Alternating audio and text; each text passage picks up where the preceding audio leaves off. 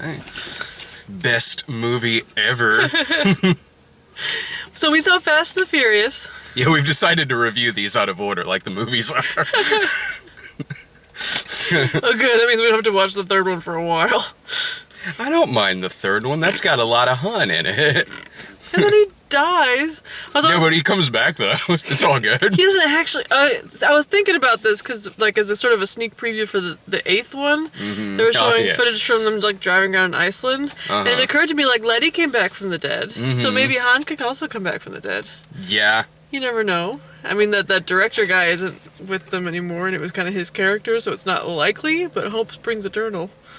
Well, Letty wasn't killed off by Jason Statham. That makes the biggest difference in the world. Jason Statham's apparently now a good guy. Maybe? That's how evil Charlize Theron is in the next one. Jason Statham teams up with them. Yes. Yeah, that was kind of cool. We got to see a lot of shit blowing up in the snow. And, Vin Diesel saying, the Fast and the Furious fans are the best ones in the world. Which, considering how I was sitting right in front of some white trash couple who brought their 2-year-old who kept kicking my seat, I'm inclined to disagree with Vin Diesel on this one. Apparently, also, the Fast and the Furious movies defined a generation, which I felt pretty defined by this movie. Yes, exactly. They defined this generation like the Friday the 13th movies defined the 80s. A little bit. Yeah, I suppose. Well, I think this movie aged perfectly. So early 2000s. If you're gonna watch this or Torque, go ahead and pick Fast and the Furious. Still very entertaining. All the ladies in like crop tops and like tight pleather bell bottoms with the tiny little sunglasses. All the men, Vin Diesel. Did you hear, yes. This movie is the Top Gun of its day, in that it's gay porn. Yeah, it is. They were this close to making out like 5 times. It's like, I've seen this movie before. I know it's not going to happen, but this is the 15th anniversary So edition. maybe They've CGI'd a dick-sucking scene in it. Oh, no, because they did figure out how to make CG Paul Walker. So I guess they could do just about anything to him at this point. Oh, God. I just took a happy story, made it sad. Oh, man. I like when the, floppy disk popped up on screen that made the audience laugh. The guy sitting in front of me, who looked older than me, was like, oh man, floppy disk! Well, I laughed when, sorry, go ahead. I'm just gonna say, it's 15 years, man, not 50 years later. Oh man, an oldie-timey floppy disk. But I laughed when, like, they like pirated a semi-truck and opened the back to show like their bounty, and it was all like Panasonic TV VCR combos. That's the shit we stole back Ooh, then, we hit the man. mother load. Yeah, hell yeah. These TVs got backsides. If one part breaks, they're both useless. I didn't see this in theaters when actually I only saw this movie for the first time like a few years ago. It was after we saw 6. Yeah, because we watched 6 and we were like, that was really good. Let's watch the other 5. So we did. That was In one sitting. An afternoon incredibly well spent, for the most part. Really, this is one of those weird series with the best movies of the later movies. Like, the first one is good. It's aged terribly. I don't think it's aged terribly. It's kind of like it's aged conspicuously, perhaps? I mean, it's aged in that, like, look at the frosted tipped hair. Like that. But the movie, for me anyway, granted, okay, I didn't see this when it first came out. I did just see it a few years ago. But for me, it worked the same way that it did a few years ago when I saw it. I was thinking to myself, like, the Fast and the Furious movies are very much like a roller coaster when they're good, in that you will ride it multiple times, you know exactly what's coming, but you're still like, wah. Yeah. That's a good comparison. Dave saw it in the theater when it came out. Did he like it? He was kind of a killjoy. Dave? Oh, he told me we were hanging out in his folks' basement, and he was just, Dave just, good movie, bro. No, he liked it. He didn't put it like that, but good movie, bro. Good movie, bro. It was him doing his Ted Levine impression, which is granted a terrible Ted Levine impression. No, he was like, you know what, man? Actually, that was kind of fun. I agree with you, past Dave. I'm sure he might say the same thing now. I don't know. We'll find out when we go see Independence Day 2 tomorrow. We'll see what kind of Dave we get tomorrow. Either, that was fun, or spaceships can't do that. Oh, crotchety Dave. I remember Dave getting so mad at the remake of Evil Dead because that's not how nail guns work. I remember Nail Gun Gate because everyone in the comments were like, they totally do sometimes. And he's like, no. Nope, I called it. I am the nail gun expert. And it was me and Dave that recommended it. Brian's the one who didn't like it.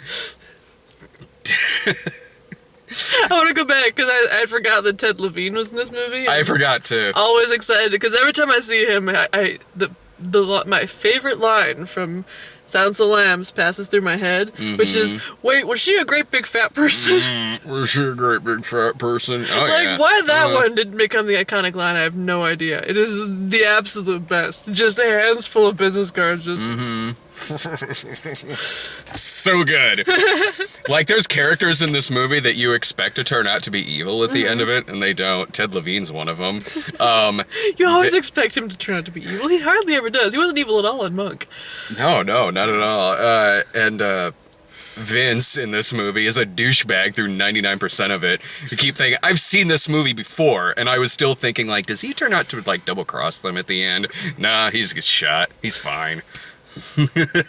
That was actually... the arm guy? The guy who, am I getting his name wrong? The dude who was Jordana Brewster's brother in the movie. I don't remember any of the names.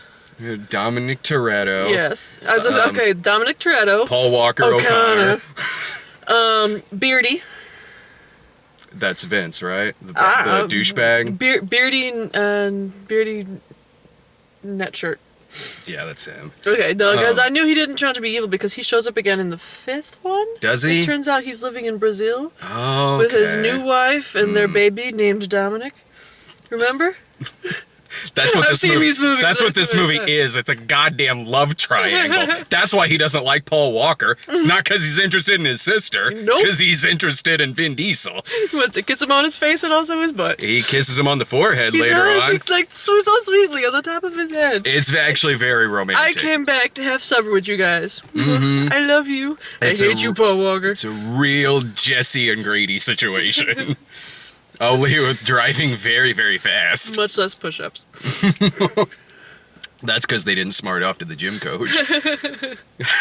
The chases in this movie are really good. They're always good in these movies. And like I'd forgotten how, because it's not as technically intricate as the later movies are. Like going from one skyscraper to the other by or, like, crashing through the window. Saving someone from a cliff's edge by rolling your bumper over it so they can grab on.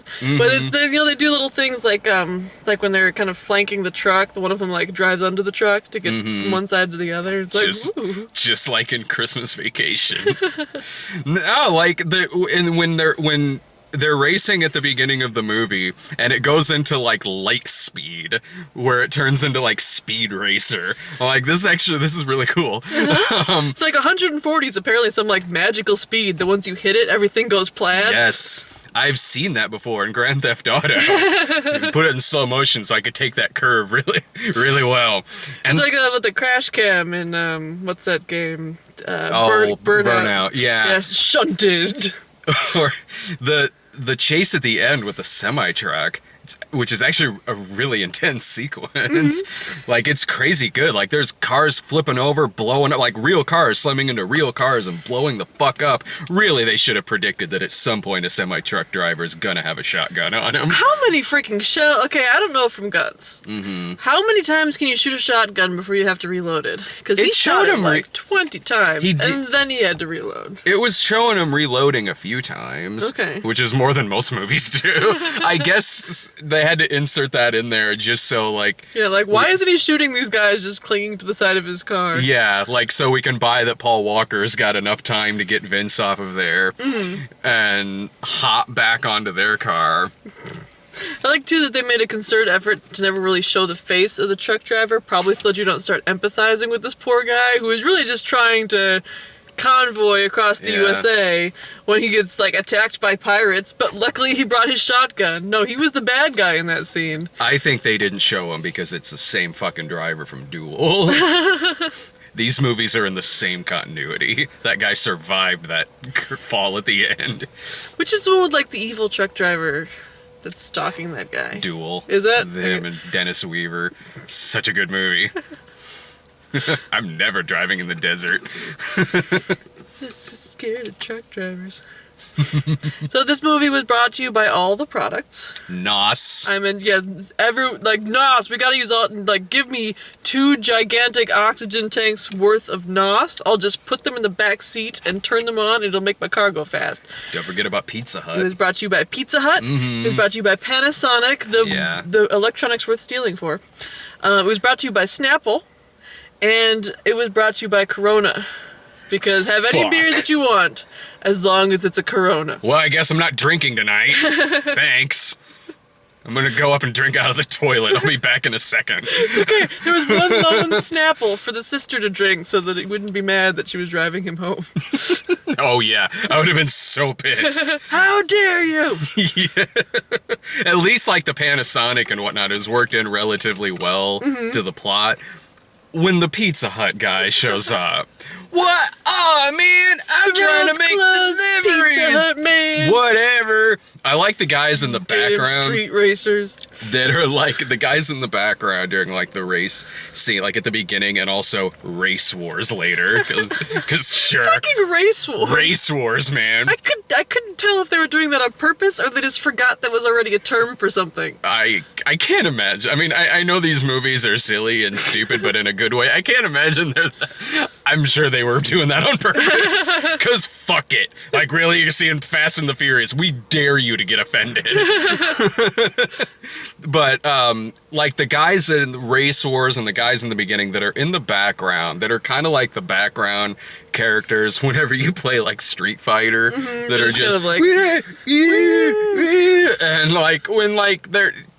Toretto and O'Connor like fucking trash talking each other, and the guy just, oh, what? Just dude in the background. You granny shifting motherfucker. Oh, You did not Ow. just say that.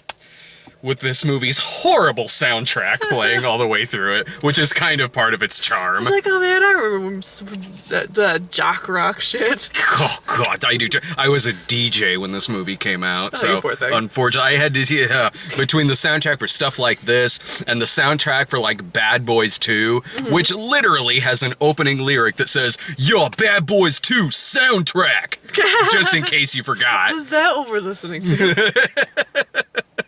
Oh, thanks. I thought it was the soundtrack for the King's Speech. Thanks for clearing that up. The song that they played at the end of this movie is like actively abhorrently bad. Yeah. And you can tell that it's by Ja Rule because as was He the says time, it. he's like, "It's Ja Rule. Okay, let's go. Dude, Ja Rule, wait for your name to show up on the credits, man. The name's Ja Rule, and here to say, I love repping cars in a major way. And a rippity rap. Now that would be amazing. My name is Ja Rule, and I'm here to say, I love fruity pebbles in a major way. well, Party! this part of the movie's dated. All of a sudden it turns into a Winston cigarette ad. Oh no, they chastise O'Connor for smoking in this movie. They were doing that Technically around got this mad time. at him. Yeah. You don't smoke, man. I need one. Like, No. They were smoking cigars at him. Like, I'd want a cigarette at that point. Yeah. Paul Walker's really likable in this. He's so cute. like You can tell why Vin has a crush on him. Absolutely. Because Keanu Reeves from Point Break is way out of his league. It's been 6 months and I've now seen 2 remakes of Point Break in the theater. Which was better? This, oh god, by far. This movie's solid. I mean, it's entertaining. It doesn't make me I think Point Break is a way better movie than this at the end of the day.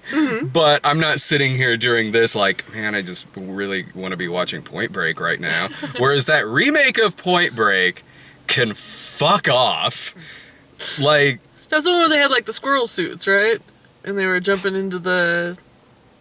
squirrel suits? They had like these flying. Oh, squirrel type those. suits. Oh, yeah, they did that. And they tried combining both Point Break and this, in that in Point Break, Patrick Swayze was a bad guy. Like, he was legitimately, like, the villain of the movie. Like, he's, like, a cop killer and shit.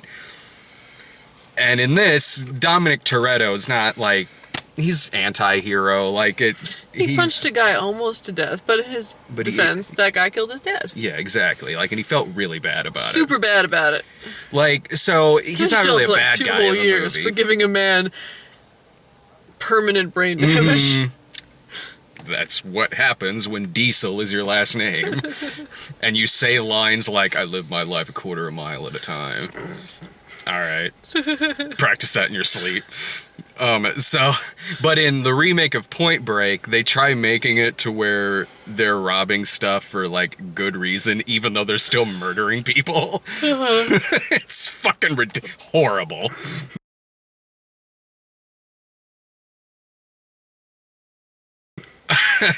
And these movies were never, like, Paul Walker's best performances, but he's incredibly likable in it. Yeah, and when he's invested as well. Yeah, like, and when it gets down into, like, okay, when Vince is shot at the end and he goes into cop mode and he's on the phone and everything, he's really solid at that. He is, and, like, he's staring deeply and soulfully into Vin Diesel's eyes as he admits to being a cop while on the phone with 911, and, like his eyes are kind of welling up, and Vin Diesel goes like, oh, you motherfucker. So erotic. Like, they should have started to make out. Yes.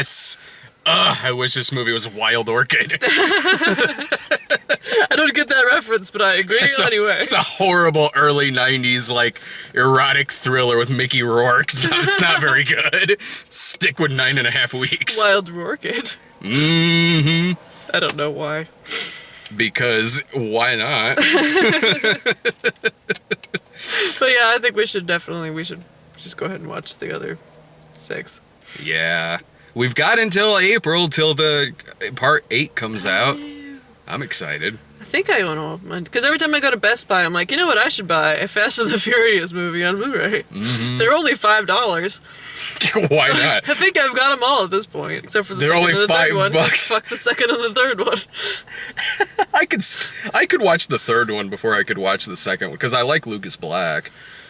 I would be all for, honestly, Lucas Black. So whiny. Lucas Black? Yeah, but he's a southern whiny, though. He's at don't least got care. that twang. Look here, you Japanese. I know how to raise a goddamn car. Scree crash. Look at here, Scree you crash. Japanese. Scree crash. I liked Lucas. I hope Lucas Black comes back in these. Doubt he will. He was in it briefly in the last one. Was that, didn't they? I thought they did. They did in the last one. There was like one because it picked up where Vin Diesel showed up at the end, like, I heard you rode with Han. Like, it picks up from that, even though they're taking place minutes after, but they're both like 10 years older. It's kind of amazing. Like, drag racing ages you. Oh yeah, in the span of 5 seconds. It's because you're going so fast that the laws of relativity start applying. I like that. Lucas Black in that scene is still supposed to be only 18 because he's a high schooler in the third movie. Just put him in like a backwards baseball cap. And Vin Diesel got bigger as these movies went on. So between the third movie and that scene in the 7th one, it's like the difference between a house and a much larger house. Oh, I did notice, like, to take us back to the little intro that Vin Diesel and Letty did. Yeah. He is aged in the face. Like, he doesn't look like he's had any work done. Vin Diesel? Yeah. But, like, when he smiles, it's so, like, beatific and youthful that he looks like he's the goddamn same age. He's like, hey, everyone. Thanks for coming to see Fast and Furious. You guys rock. I'm going to show you a clip from the 8th one. We were in Iceland. It was great. Vin Diesel is so lovable. Like, whenever he's on a talk show, he just geeks out over this. He's fucking charming as hell. Like, there's that footage of him selling, like, hand sharks back in the day. Oh my god, if you haven't seen the hand shark commercial, go find it on YouTube. You sent it to me on Twitter like 6 months ago, and I was like, watch it 5 times. Oh, man. I'm so excited to be selling shark toys. Vin Diesel can sell me on anything. I go see every Vin Diesel movie. That's how good he is at selling me on shit. I remember I didn't see Fast and the Furious in the theater, but I did see Triple X in the theater. That was when Nick was working at the movie theater. And you could just go. We could just go. We saw it like a week before it came out. and Buford was having none of it. I can see Buford having none of that movie. Not at all. Like, Buford was so having none of that movie. I kind of was. I don't know. I haven't seen it since it first came out. Way better than Triple X State of the Union. I remember that X Gon' Give It To You. I believe that song was related to that movie. Was it really? Yeah. Oh, man. I just remember them constantly showing the tattoo on the back of his neck, in case you forgot. Because he's Triple X. Yeah. Like a porn. See, this is what I mean. Just make it a gay porn. Just for the love of God. There is a spoof movie that's on Netflix that's from Friedberg and Seltzer. I don't know what that is. Friedberg and Seltzer, like date movie, Meet the Spartans, The Starving Games. It's called... Oh, is that the one we watched? Yeah. Yeah. It's called Super Fast! Exclamation point. Haven't seen I'm that. not watching that unless there's turns out to be like one of those spoof movies that's also a porn. It's not. Like, this ain't your grandfather's Fast and Furious movie. This ain't Fast and the Furious. Pfft, I didn't think it was stupid porn. Is there ever? I hate those porn titles. Like, has there ever been anyone who's like romancing the stone, romancing the bone? Which one? Ooh. Idiots. Is there actually a porn romancing the bone? Absolutely, there is. There's a foreskin gump, so of course there's a, of course there's a romancing the bone. I will only watch them if they are super dedicated to following the plot as closely as possible, but just inserting boning scenes. Yeah, there's some in-name only ones that aren't very good, like Blonde and Blonder. Mm-hmm. One Flew Over the Cock's Nest, or I don't know. One Flew Over the Cuckoo's Breast. That's what it was. Yeah. Am I right? No, I think you. I think you are. I found this like a year ago and was like, "Is this a spoof of Cuckoo's Nest?" No, just the title. Boo. Fuck that. But plus, if you're gonna like emphasize a lady bit in your porn title, you should like go with the breast. Seems kind of juvenile for some reason. Like oh, it's got boobies in it.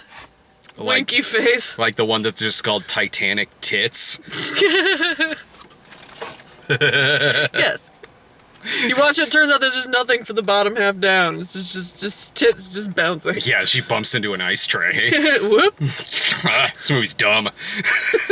There's just one guy in the corner just playing the violin. Yes. Slowly drowning. Billy Zane keeps trying to shoot him. Just throwing children overboard. You know, on second viewing, this movie's great. I don't even get Billy Zane. He just wasn't doing anything at the time.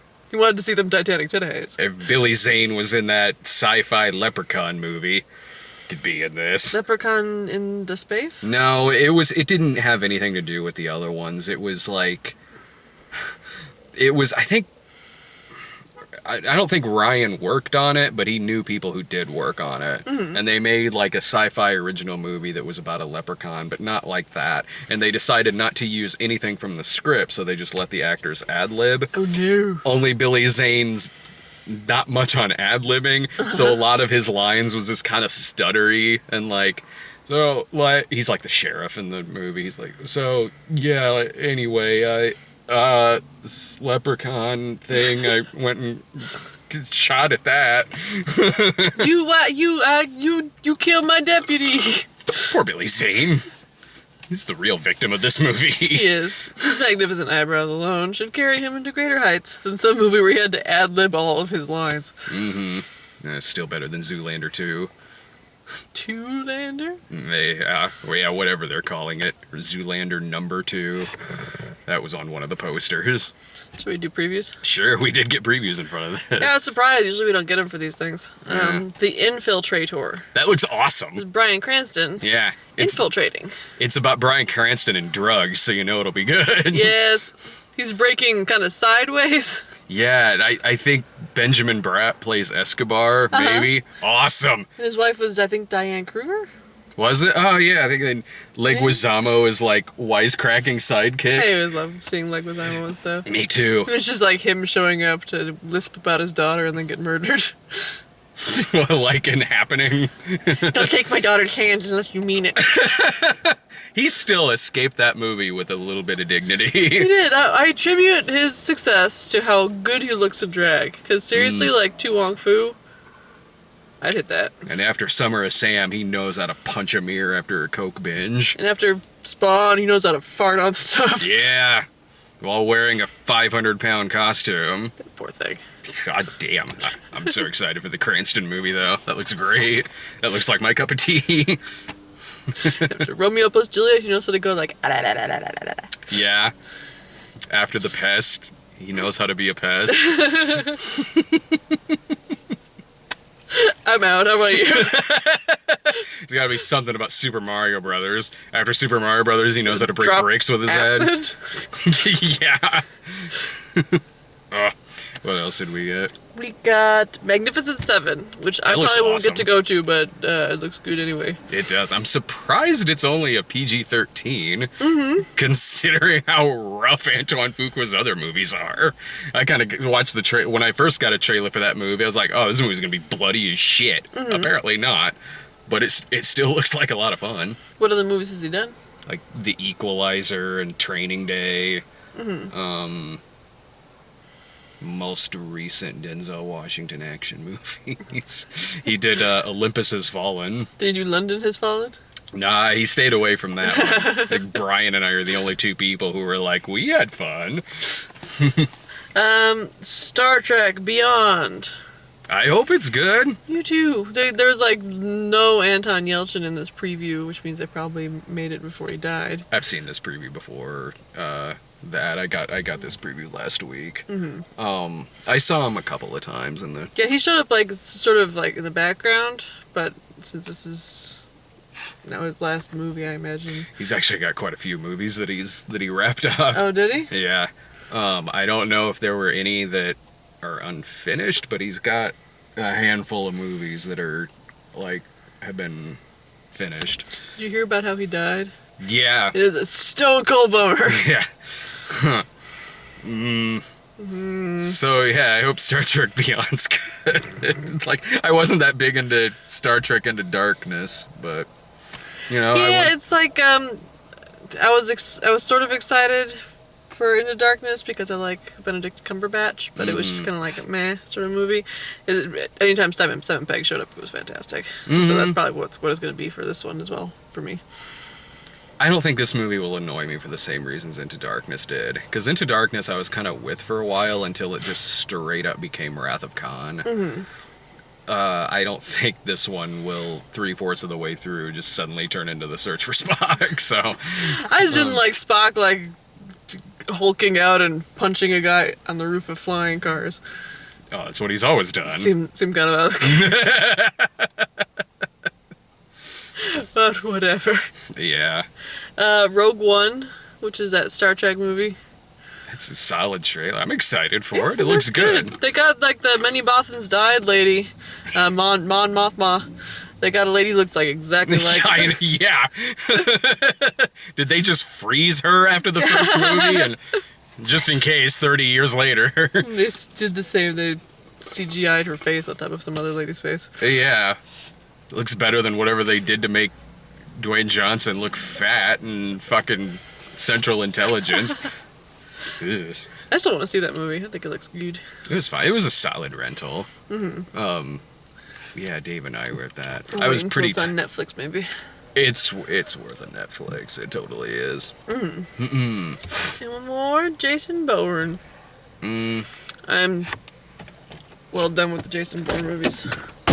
I'm sure it'll be like the rest of them, where it's like, yeah, it's pretty suspenseful, well made, all that. I just never got excited about him as a character. I just kind of didn't like that last one they did with Jeremy Renner. Like, it was weird because it was like, this is objectively a lesser movie than the other three, but I like the character way more. I liked the first one, and that was about it for me. The first three are you know, they're well put together, they're well made, they're entertaining. And you know, I sit through them and I'm like, yeah, that was fine, that was it, cool, right on. Jason Bourne just doesn't really do it for me. Like, I just could kind of care less whether he lives or dies at the end of a movie. Yeah. With Jeremy Renner, I was like, okay, I actually give a shit kind of about this character. I always give a shit about characters when Jeremy Renner plays them. That's why I was glad when they brought him into Mission Impossible. Yeah. Yeah, because it's like, on the one hand, I don't want to see someone else Tom cruising around when it's supposed to be Tom cruising around, but on the other hand, Jeremy Renner, I'll watch him do stuff. Right, yeah. I'm like, just have both Matt Damon and Jeremy Renner in the movie. Yeah. just fucking do that, please. They can bro out. Dominic Yes. and O'Connell style. Exactly. Was that all we got? That's all we got. Well, In summation, go see Fast and the Furious. Skip the yeah. second one. No, you gotta watch the second one and the third one. Yeah, you gotta watch Because the all second of one them. introduces you to what's-his-face. Tyrese. And the third one introduces you to Han. And the fourth one's when it starts getting genuinely good. Again, after the first. Damn right it does. Just spend Fifth one's- 16 hours watching. Fifth one's the best. Sixth one is just as good, but some stuff happens. And seventh one has Statham. I would say the fifth one was the best. Yeah, by It's far. the heist one. Yeah, heist, bro. You steal the shit out of a safe the size of a house. Yeah. By driving down the street. I knew that's where that series was going. Obviously. Driving it down the street, that's your answer for everything. Awesome, high five. Credits. Yeah. Ja Rule! Oh, stop playing that song. It wasn't even good in 2001. Ja Rule. Let's see, tomorrow's Independence Day Resurgence Jonestown, USA. and Free State of Jones. Which I'm going to. I've heard nothing about, but I think I watched a preview for it. Yeah, Slave McConaughey. Yes. Hell yeah. I'm hoping at some point his pants break away and he's just wearing the fringe thong from Magic Mike. Yes. Cross your fingers with me. Like, oh man, I could have been seeing that instead of Independence Day 2. I'll send you pictures. Sweet. Sick. Bye.